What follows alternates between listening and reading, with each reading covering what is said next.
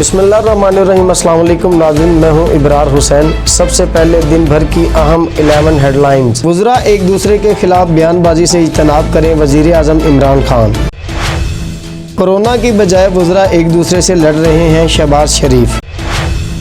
Pilot की तवज्जो जहाज़ की बजाय कोरोना वायरस पर थी, वफाकी वज़ीर गुलाम सरवर खान। तरक्याती काम तरजीही बुनियादों पर होंगे, जायज़ कामों में किसी को रुकावट नहीं डालने दूंगा, वज़ीर आला उस्मान बुज़दार। सैनिटाइज़र सेहत के लिए मुज़र भी हो सकते हैं, food and drug administration. Corona SOPs में नरमी तदफीन ममूल के तहत होगी। PIA का जैली लाइसेंस और डिग्री वाले पायलट्स के खिलाफ सख्त कार्रवाई का फैसला।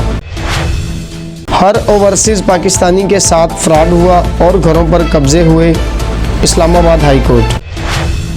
गिलगित बल्तिस्तान हुकूमत के 5 साल मुकम्मल होने पर असम्बली तहलील। कोरोना के साए में 5 अगस्त से पहला मुकाबला मुतवक्को।